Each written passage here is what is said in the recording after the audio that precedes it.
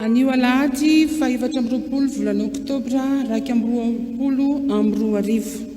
Alahady izay anatanterahana ny alahady ny sampana fifohazana eto amin'ny fiangonantsika FJKM.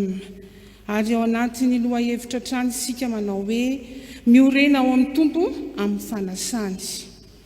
Ho an'izay rehetra mahalala an'Andriamanitra sady voantso ny masina, ho aminareo aneny fahasoavana sy fiadanana avy amin'ny raintsika sy Jesosy Kristy tompontsika. Andesika hitera sy ame voninahitra an'Andriamanitra eo am-pitsanganana. Amin'izany no makitsika ny salamo fa 7:100, salamo fa 7:100, aveo ny hira fa 10 amin'ny firana fifohazana ny andiny voalohany faharoa ary ny fahatelo. Hovakitsika ny teny ho fiderana an'Andriamanitra amin'ny anaran'ny Tompo manao hoe miderany Tompo ilena rehetra, ilena voninahitra izy olona rehetra, lehibe fanatrapony amintsika ary mandrakizay fahalalana. Alleluia. Amen.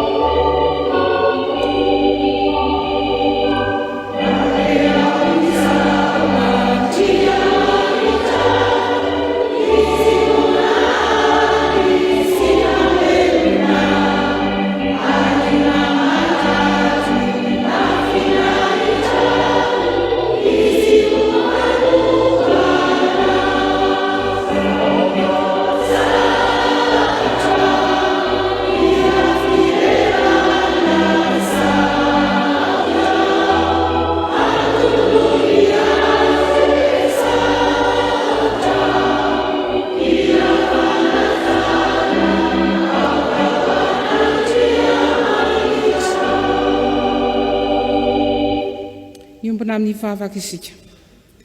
Ry Andriamanitra Tompo sy Mpahary anay eo, indreto izay mpanomponao mivory eto an-tranonao, miompo ambam-panahy, hitera sy saotra ary ame voninahitra anao. Ny molotray dia hanambara fiderananao ary aoka ny fanainao masina Tompo, izay nomenao anay tamin'ny alalan'i Jesosy Kristy mba hameno ny fiainanay ary indrindra hatsapanay fa manompo Andriamanitra velona izahay. Ka mifanainao ane Tompo, no ka hiasa manankery ato anatinay, ka izanay manolotra ny tenanay ho fanatitra velona, masina ary tena sitraka ao Andriamanitra irainay, fa izany ny fanompoam-pivavahana tokony ataonay indrindra, koa amin'ny anaran'i Jesosy Kristy, izay omena laza sy voninahitra miaraka aminao Andriamanitra iray, izay any an-danitra sy ny fanahy masina. Amen. Mipetraka amin'ny fiangonana. Inoy ampanajana riava koa ny sitrapon'Andriamanitra izay ambara amintsika amin'ity andro ity. hoy ny tompo amintsika. Koa izany no ilazana hoe mifainareo izay matory ary mitsangana amin'ny maty dia ampahazavanao Kristy.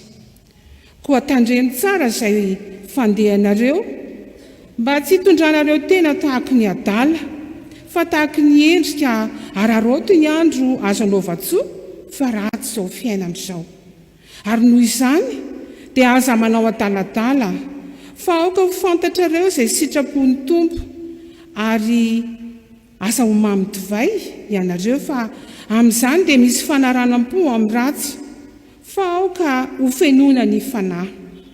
Ary ho fanampin'izany dia tany ny finoana ho ampinga izay azahoanareo hamono ny zanatsipika mirehetra rehetra izay alefan'ilay ratsy. Amen.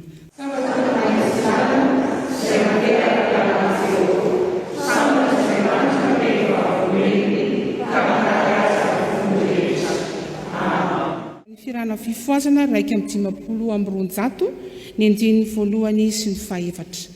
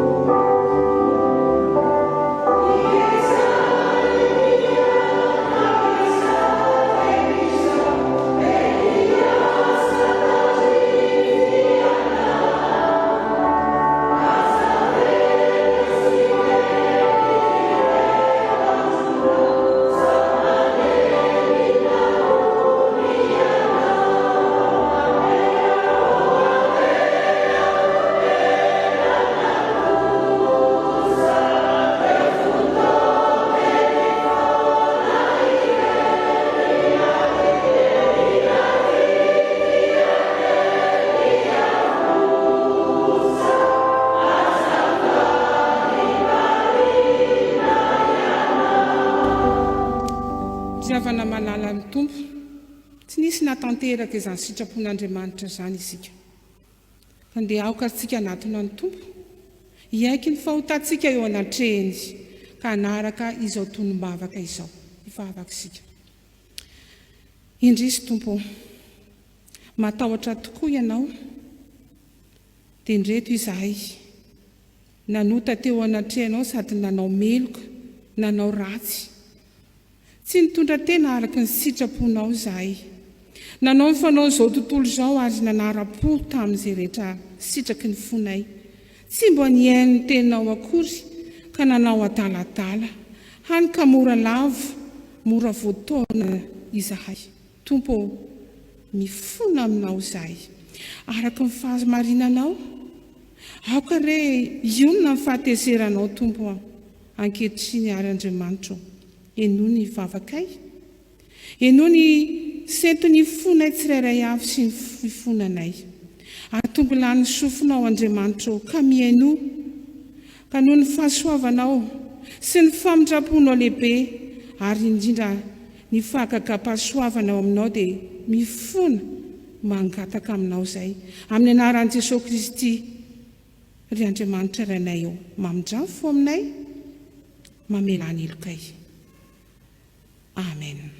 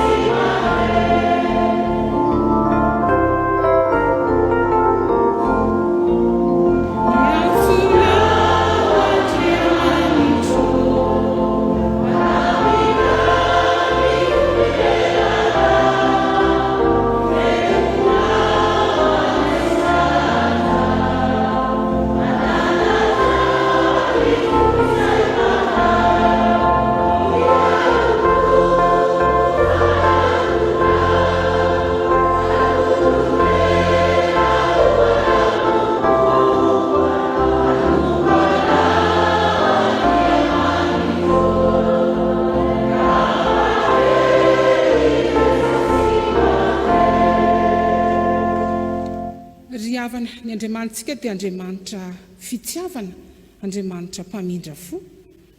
Koa raiso am-pifaliana rariavana.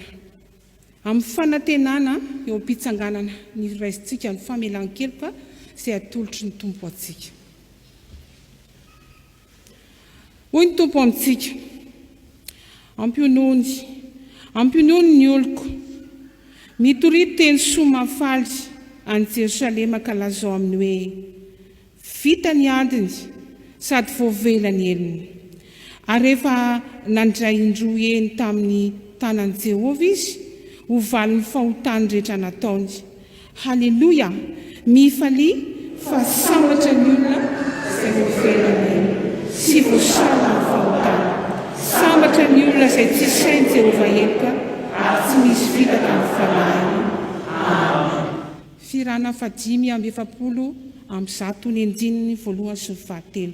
Dimy amby efapolo amby zato, firana fifohazana, andiny voalohany sy ny fahatelo.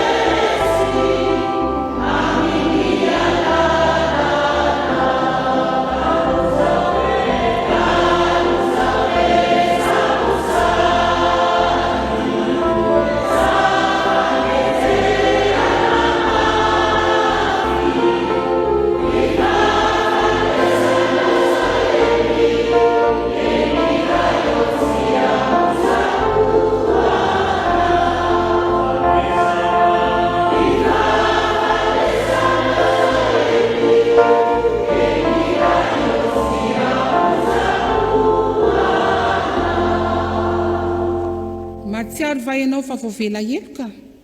Ny olona izay voavela eloka ariavana dia samy manambara ny finoany eo anatrehan'ny olona rehetra, eo anatrehan'ny fiangonana maneran-tany. Andeo ary ho ataontsika ny fanekem-pinoana apôstôlika izay manao hoe Andriamanitra iray tokoa no lanitra sy ny tany, ary ny Jesosy Kristy zanany ataonantsika izay nitoroana tamin'ny fanamasina nateraka ho an'ny Kristy nizaka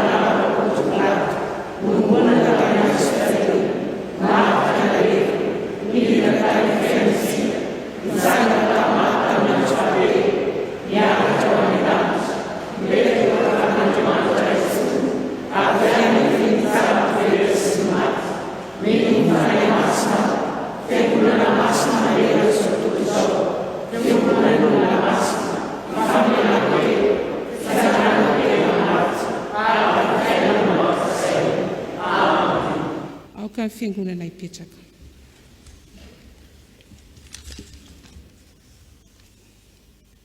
Tonga amin'ny fotoana izay ilazana ny rarahan'ny fiangonana isika riavako. Voalohanteny aloha dia faly miarabantsika rehetra amin'ny anaran'i Jesosy Kristy Tompo noho ny alahady izay natokany fiangonana ho an'ny sampana Fifohazana FJKM ity.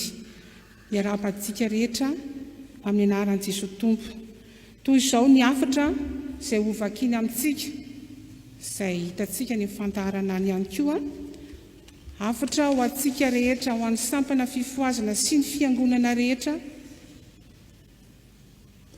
manao toy izao.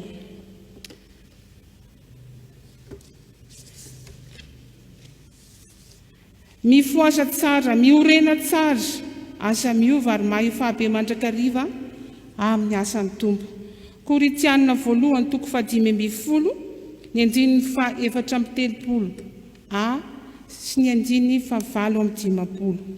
Ry havana, ampitombona ho aminareo any fahasoavana sy fiadanana avy an'Andriamanitra Ray sy Jesosy Kristy tompontsika.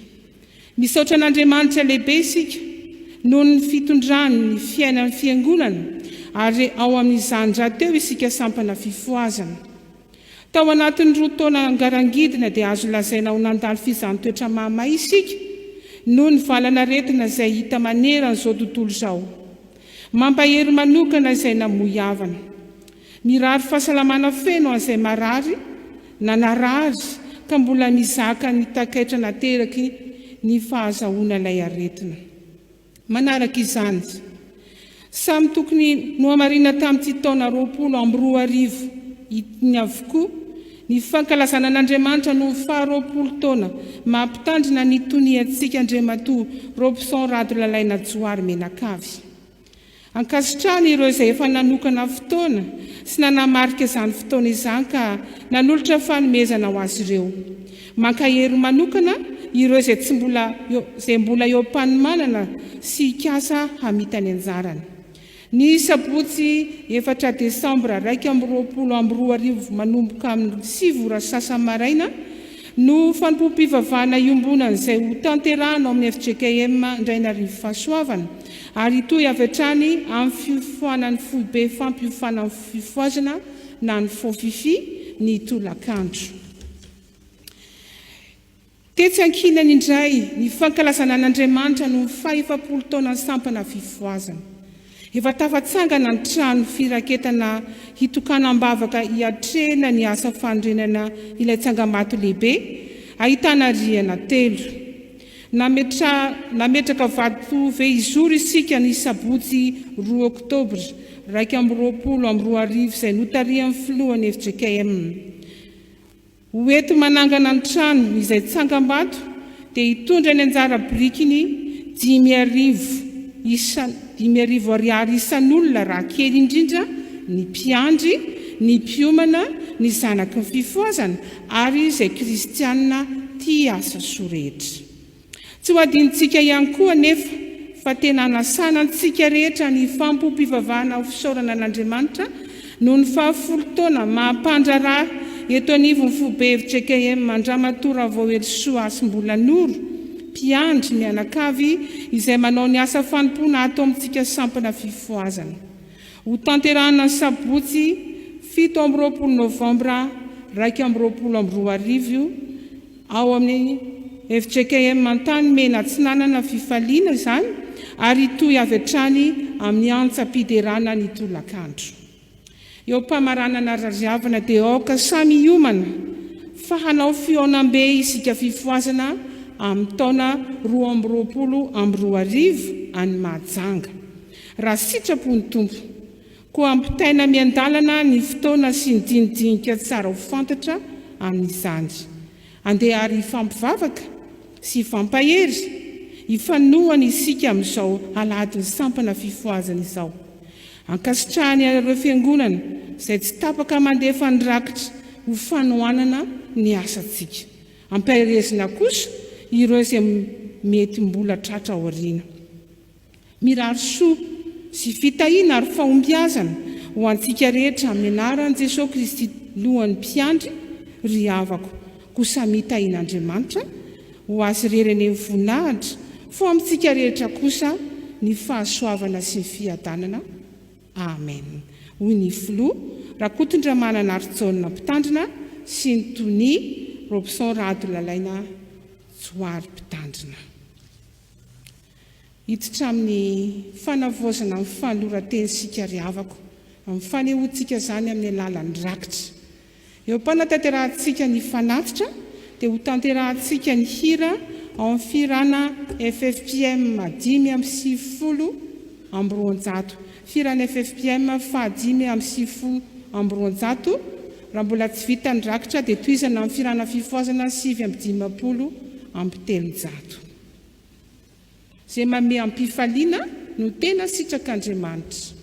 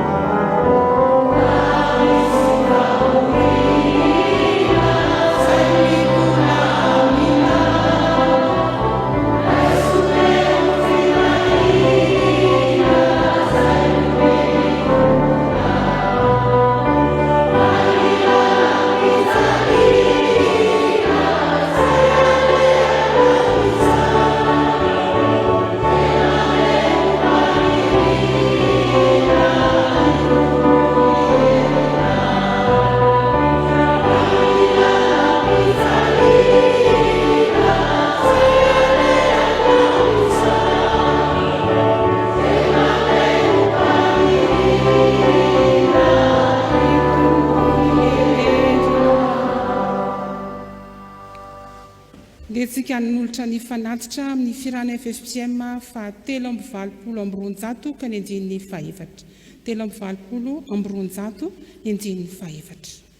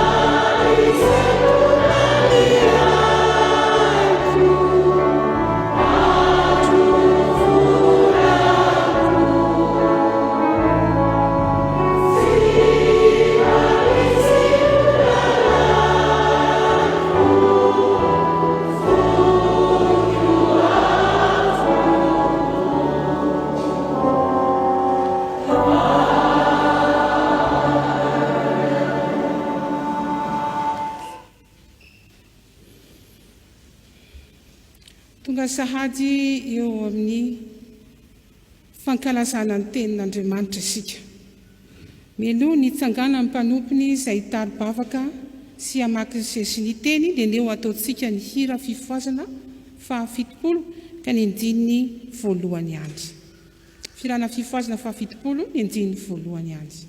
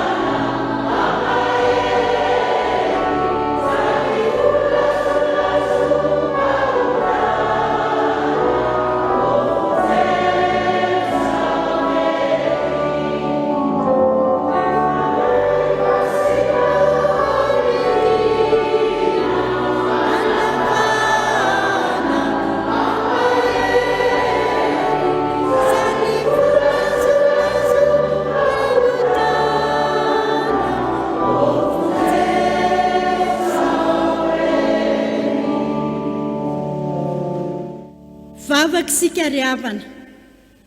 Andriamanitra rainay izay ny an-danitra tsara indrindra. Andriamanitra rainay ianao amin'ny alalan'i Jesosy Kristy Tompo sy mpamonjy anay. Dia rainay omenay voninahitra iako ofanay ianao Andriamanitra noho ny fahalehibiazanao sy ny fahatsaranao. Misaotra anao izay noho ny amin'ity andro sarobidy ity izay nomenao anay iombonanay sampana fifohazana manerana ny fiangonan'i Jesosy Kristy eto Madagasikara. Andriamanitra, tena tsara ianao sady mpanao ny tsara.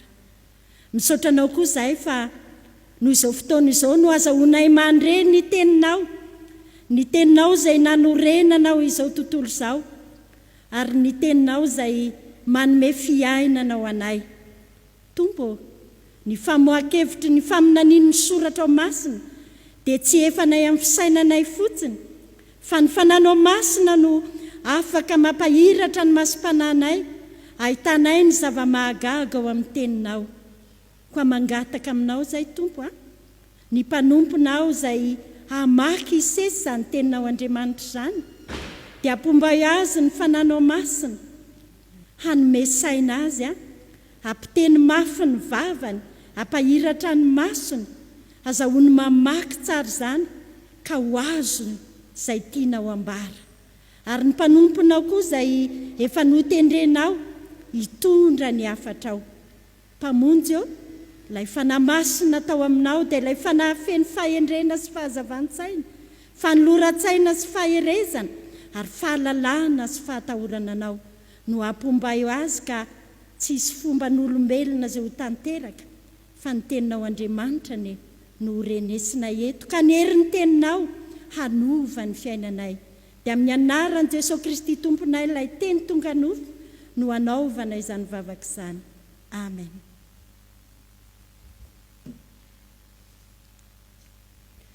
Ny tenin'ny soratra masina izay voalahatra ho vakiana ao anatin'ity alahady fa 4 ny volana Oktobra taona 2024 dia araka izay hitantsika ao amin'ny bokin'ny Eksodosy.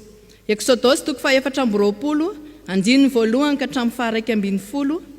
Tohizantsika ao amin'ny filazantsara araka amin'ny Marka toko fa 4 andiny faha 12 ka hatramin'ny andiny faha 5. Ary faranana ao amin'ny epistily ho an'ny Romanina toko fa 5 andiny faha 5 hatsahatra amin'ny andiny faha 7. Ny teny rehetra dia ho vakiana amin'ny anaran'ny Tompo. Ary hoy izy tamin'i Mosesy, miakara ao amin'i Jehova ianao sy Arona sy Nadaba sy Abio ary ny 70 lahy amin'ny olon'ny Israely, ka miankofa eny lavitra eny ianareo. Nefa Mosesy ihany no anakaiky an'i Jehova, fa ireo tsy mba anakaiky, ary ny olona tsy akatra homba azy. Dia tonga Mosesy ka nanambara tamin'ny olona ny teny rehetra izay nataon'i Jehova sy ny fitsipika rehetra. Ary namaly indray miredona ny olona rehetra ka nanao hoe, ny teny rehetra izay nolazain'i Jehova dia ataonay. Ary Mosesy nanoratra ny teny rehetra nataon'i Jehova, dia ny fomaraina koa ka nanolona aritara teo ambodin'ny tendrombohitra sy tsangambato 12 araka ny firenen'ny Israely 12. Ary ny zatovo amin'ny zanak'Israely ny rahiny dia nitondra fanatitra dorana ireo ka namono vatotrombolay atao fanatim-pihavanana ho an'i Jehova. Ary nalay Mosesy ny atsasaky ny rà ka nataony teo anaty lovia, ary ny atsasaky ny rà kosa natopony teo amin'ny alitara. Dia naka ny bokin'ny fanekena izy ka namaky teny teo anatrehan'ny olona. Ary hoy ny olona, izay rehetra nolazain'i Jehova dia ataonay sy hekenay. Ary nalay Mosesy ny rà ka natopony tamin'ny olona dia hoy izy, indro ny ranon'ny fanekena izay nataon'i Jehova taminareo ny amin'izany teny rehetra izany. Dia niakatra Mosesy sy Arona sy Nadaba sy Abio ary 70 lahy tamin'ny olon'ny Israely. Dia nahita n'Andriamanitry ny Israely izy, koa ny teo ambanin'ny tongony dia toy ny fanganohano ny vato safira voavoatra, ary toy ny tenan'ny lanitra ny famirapirany. Ary tsy naninjitra ny tanany tamin'ireo lehiben'ny zanak'Israely izy, dia nahita n'Andriamanitra izy ireo ary ny hinana sy ny sotro. Mbola ho tohizana ny vaky teny. ary raha mbola nihinana izy Jesosy nandray mofo ka noho ny efa nisaotra dia novakiny ka natolony azy ary nataony hoe raiso ity no tenako. Dia nandray kapoaka izy ka noho ny efa nisaotra dia natolony azy ka dia nisotroan'izy rehetra izany.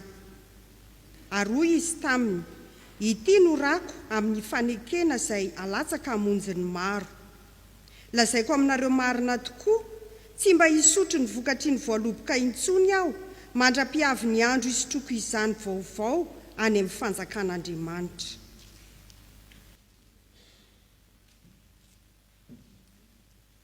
Fa ankehitriny dia efa akany Jerosalema hanompo ny olona masina, fa efa sitrapony Makedonia sy Akaya ihany amory vola hiatrana malahelo amin'ny olona masina any Jerosalema. Eny, sitrapony izany sady hipitrosa aminy izy, fa raha ny jentilisany ny ombona ny zava-panahy taminy dia tokony hanompo azy kosa amin'ny zavatra momba ny nofo izy. Ary rehefa vitako izany ka voatolotra azy soma tsara izany vokatra izany dia hiazo any aminareo aho raha makany Spania. Ary fantatro fa raha akany aminareo aho dia ombany fahafenon'ny fitahian'i Kristy. Amen. Ray masino manasinay fahamarina mitenao fahamarina. Amen.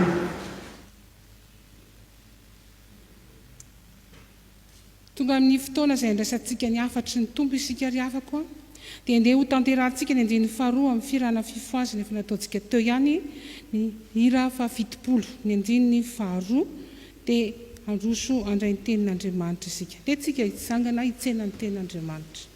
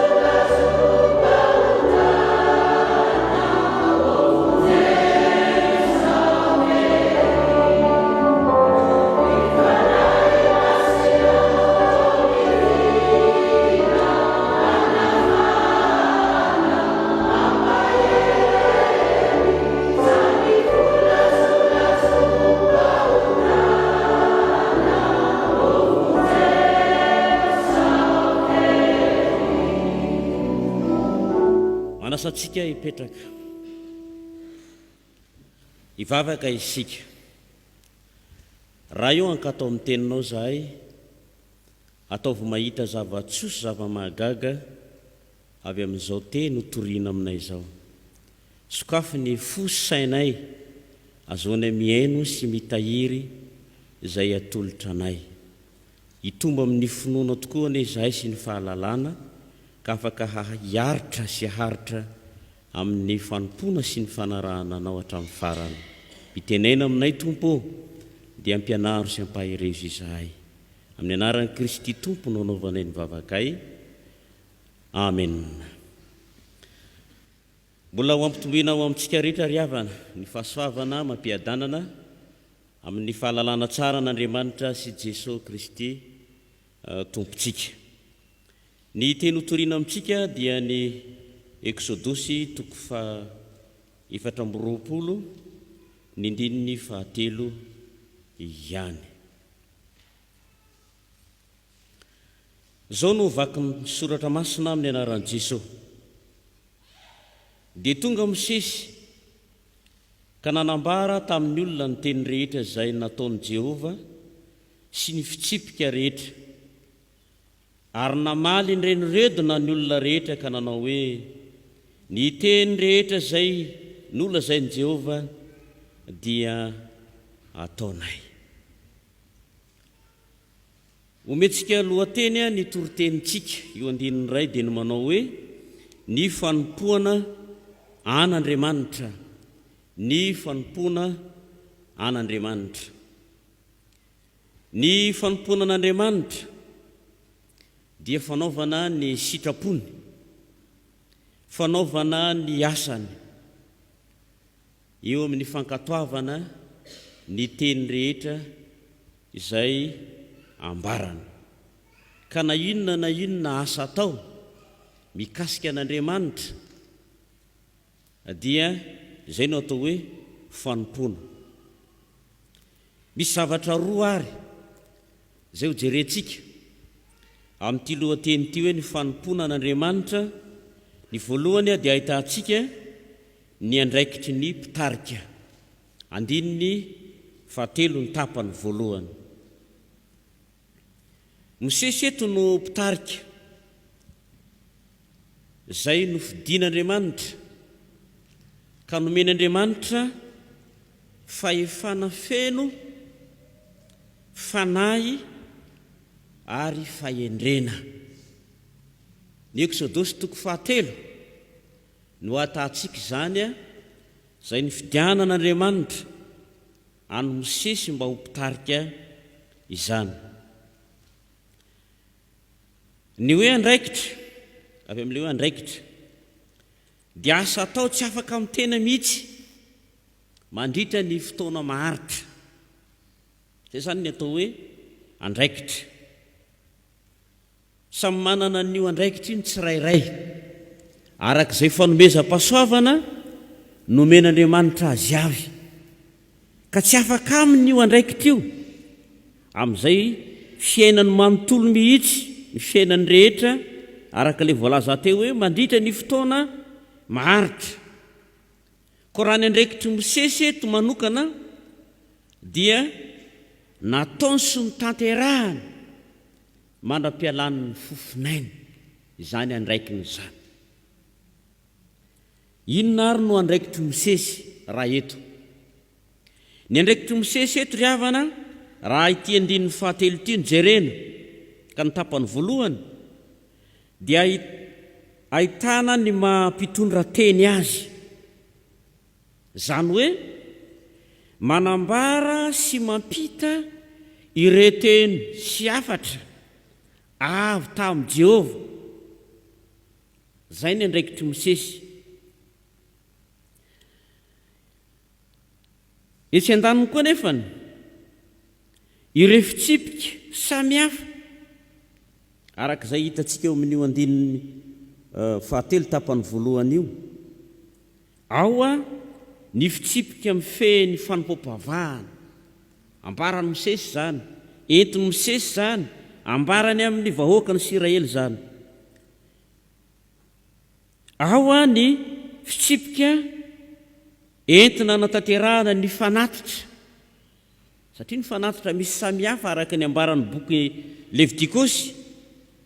Ao ny ahitana ny fitsipim-piainana mifehy ny fiarahamonina.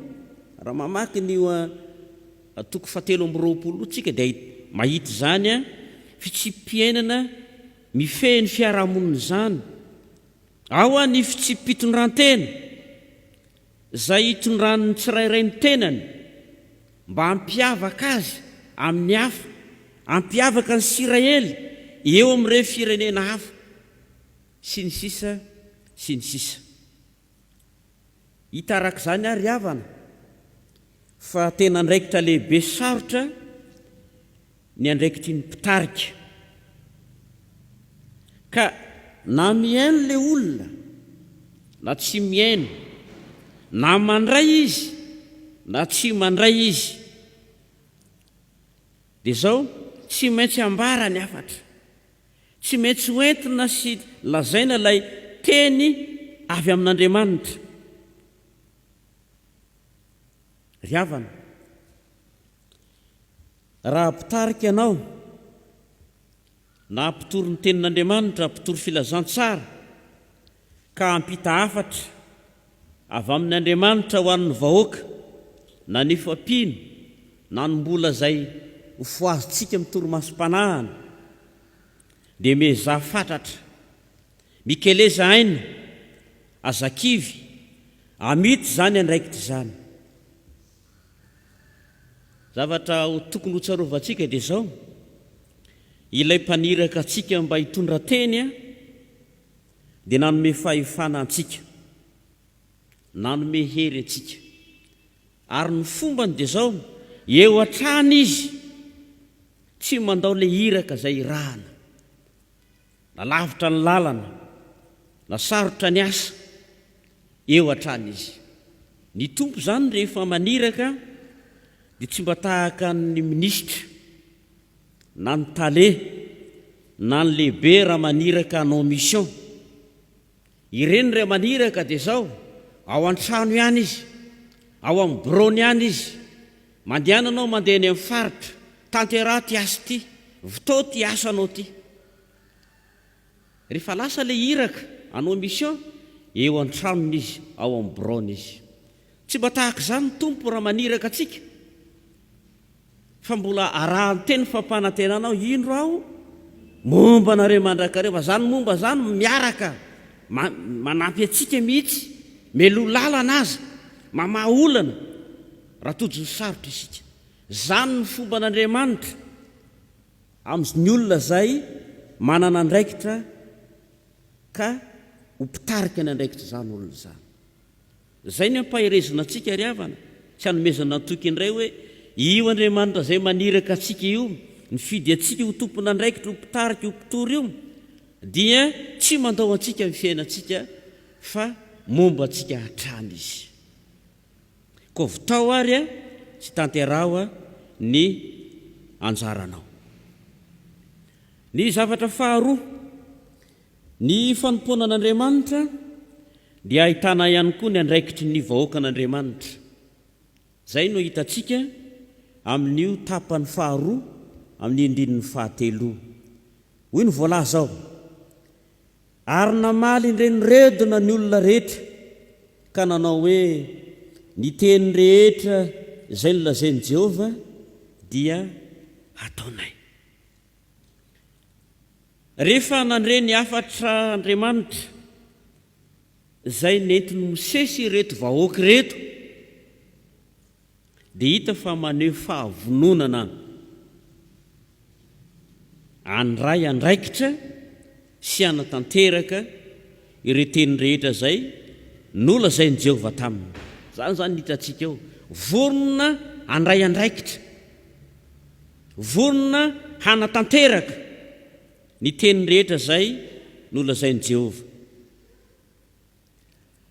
Ifanekena fahavononana io dia avoaka ny feony tsirairay. Izay rehetra reto dia hanatanteraka zay nambara taminay. Teny ihany zany miloaka amin'ny vavan'izy ireo. Dia ny azo mariana amin'izay dia zao, mora ny miteny, mora ny miredona, fa ny inona ny sarotra? Lay manatanteraka sy manao azy. Zay zany ny sarotra. Fa misy kosa zay tena manao sy mankatoa ary manatanteraka zato isan-jato noho ny amin'reto antony reto. Reto zany antony mahatonga ny olona manao zato isan-jato, lay andrana azy sy ankatoavany le teny zato isan-jato tamin'izay nanafarana azy. Voalohany, eo amin'ny fahitany ireo herin'Andriamanitra zay nitondra azy avy tany Egypta, na mahaolana, dia vahaolana tsara nomen'Andriamanitra ka nahazoan'izy ireo ny aina na dia tany anefitra azy izy. Zay zany zavatra hita, misy ny tena pakatoa, vokatry ny fahitany ny fitondran'Andriamanitra tamin'ny hery mahagaga, ka nanehoana Andriamanitra zavatra mahagaga teo amin'ny fiainan'ny zanak'Israely. Nahity reny ny olona dia zao, andao re olona tena anaiky isika, ankatoa isika ary anatanteraka isika. Reny zava-dehibe zay fa nataon'Andriamanitra tamintsika. Zay ny voalohany. Ny faharoa dia zao, ao ihany koa ny fahitany ny toetra ny mpitarika zay tena miaina amin'ny fahamarinana araka an'Andriamanitra ka maneho toetra tsara sy asa tsara dia mambabo ireo entina sy maharesy lahatra azy ireny olona mpitarika ireny. Asa mba tsapantsika eo amin'ny fiainana fa zany no andrasan'ny olona. Manahoana moa ty mpitarika ity? Manahoana moa ty mpitory ity? Ny mpitory dia zao, na ny teny toriana azy aloha dia ianao no fa resy lahatra ny teny io, miaina amin'ny teny io. Zay vao mitory amin'ny hafa, manentana ny hafa. Ary rehefa fa hitan'ny olona fa iainanao tokoa ilay teny torianao, ilay teny ampianarinao sy ny fitariana ataonao ny olona, resy lahatra izy, babo izy. Ary zay ny zavatra jeren'ny olona dia mijery ny velany matetika. Fa tsy ilay zavatra teneninao iny fa ilay zavatra ivelany tena iainanao amin'ny fiainanao andavanandro, iny tena maresy lahatra ny olona. Ka eo amin'ny lafina hoe fitoriana, na tsy mitondra baiboly sy filazantsara azy ianao, fa hitan'ny olona zay ho toriana ny fiainanao andavanandro, ary reny no mambabo sy mandresy lahatra azy. Dia mahatonga azy hoe, za koa mba andeha hiaraka hivavaka aminareo fa hitako fa mombanao, mombanareo Andriamanitra. Zay nge le fiainantsika ity ry havako. Ka izao ary no afatra ho antsika ry havana ety ampamaranana. Samy manatanteraka izay nambaran'Andriamanitra. Samy manatanteraka izay nambaran'Andriamanitra tamin'ny teny toriana, tamin'ny fampianarana, tamin'ny soratra masina izay novakiana, eny fa hatramin'izay tononkira iraintsika koa aza. Fireny tenin'Andriamanitra nasiana feony, mitaona anao sy mampita hafatra aminao, ary azahoanao koa mampita ny hafatra any amin'ny hafa koa ireny. Koa dia zao aza manahaka ny mpitary bato vilam-bava isika mpitarika na mpitory, ka hafa no zavatra teneniny, hafa no zavatra raisin'ny tanany sy tanterahany. Ampahery antsika ry havana ny tenin'Andriamanitra, fa dia ho azy kosa ny voninahitra mandrakizay. Amen.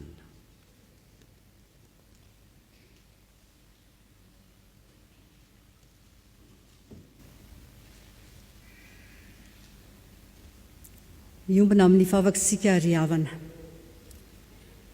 Ry Andriamanitra rainay tsara indrindra, misaotra anao izahay fa afaka nandiny tena indray manoloana ny toriteny izay nambarany mpanomponao taminay rehetra. Nandinianay tena tao anatin'izany teninao izany ny fanomponanao Andriamanitra. Mandrakariva tokoa izahay no mandeha amin'ny fahazarana amin'ny fanatanterahana ny fanomponanao Andriamanitra, fa nambaranao taminay kosa an'io fa manana andraikitra ny mpitarika eo anatrehany fanomponanao Andriamanitra, dia ny manambara ny teninao, manambara ny sitraponao. Ary tsy ny mpitarika ihany no manana andraikitra, fa manana andraikitra ihany koa ny vahoakanao izay mankatoa ny teninao. Mila mankatoa izay rehetra nambara taminay, mila manatanteraka ny sitraponao. Ary ao anatin'ny faharetana no anatanterahana izany sitraponao izany. Ao anatin'ny faharetana no anatanterahana ny fankatoavana anao Andriamanitra sy ny andraikitra ny mpitarika. Samy mandray ny manandrify azy tsirairay avy izay, na ny mpitarika na ny vahoaka izay tariana, mba eo ambany fitarian'ny fanano masina, ary hianatra ao aminao Jesosy Kristy ilay tena mpitarika mahomby, azo alainy tahaka eo amin'ny fiainanay rehetra. Ao anatin'izany ihany koa Tompo no hitondranay ambavaka ny fiangonan'i Jesosy Kristy eto Madagasikara. Nomenao mpitarika izany fiangonana izany, hanambara ny hafatrao, hanambara ny teninao, ary manana vina ny fiangonanao dia ny hamonto filazantsara ny nosy Madagasikara. Dia mba ho vahoaka hankatoa ny teninao anie, ny vahoaka ao anatin'ny fiangonany FJKM, ijoro vavolombelonao amin'ny fotoana rehetra. Entina iambavaka izany vahoakanao rehetra sy ny mpitondra izany mba samy andray ny andraikiny, ary tena hanompo anao Andriamanitra marina tokoa eo amin'ny fiainanay rehetra. Eo ihany koa ny firenenay, nomenao mpitondra ihany koa, nomenao vahoaka maro be ihany koa, dia tario amin'ny alalan'ny fanano masina, meo fahendrena sy fahalalana mba afaka hanambara tokoa anao Andriamanitra ilay Jesosy Kristy Tompo, ilay efa tompo sy mpamonjy ny fiainanay rehetra. Ary dia ny vahoaka malagasy any, hankatoy ny teninao Andriamanitra, hankatoy ny sitraponao, ary andray ny filazantsara-nao Jesosy Kristy mba ho tany sambatra tokoa ny Madagasikara. Ary na ny fiangonanao na ny firenenay dia entinay ambavaka Tompo mba tsy hanan-kery ao anatin'izany rehetra izany ny asan'ny nofo, fa aoka kosa ny asan'ny fanahy no tanteraka aminay rehetra. Dia avaozy iorina ny fanahy ao anatinay tsirairay avy, ary ny fanano masina aza esorina aminay ry Tompo, azahoanay mankatoa sy manatanteraka ny sitraponao. Dia amin'ny anaranao Jesosy Kristy Tompo tianay no anaovanay izany vavaka izany, nefa ho mariky ny fiombonanay rehetra, dia hatambatra izany amin'ilay efa nampy anarinao manao hoe: Rainay ao sy ny an-danitra, masinina ny eny anaranao, ho tonga ny eny fanjakanao, atao ny sitraponao ety an-tany tahaka ny eny an-danitra. Meo anay an'izy anina saza ao anay, ary mamelany elokay tahaka namelanay izay mieloka taminay. Aza mitondra anay ao amin'ny fankam-panahy, manafanay amin'ny ratsy, fanao ny fanjakana sy ny hery, ary ny voninahitra mandrakizay. Amen. Amarana sady ny fotoana isika riavako, dia ndehantsika hitsangana hanatanteraka ny hira ao amin'ny firana Fifohazana fa 420, ny indriny voalohany sy ny faharoa, dia ho atolotra ho antsika ny tsodrano miaraka isangantsika. Jesus.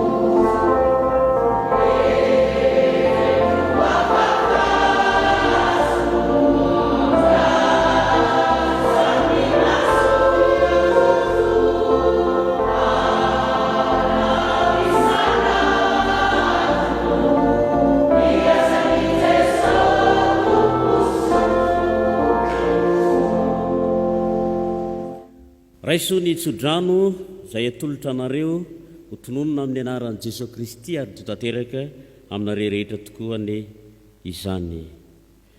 Fa Andriamanitra hatanteraka izay rehetra tokony ho anareo araka ny hareniny voninahitra ao amin'ny Kristy Jesosy.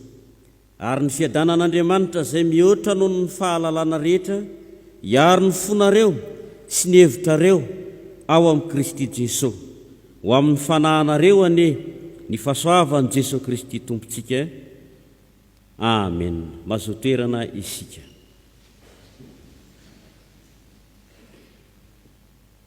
Ho an'Andriamanitra irery ny voninahitra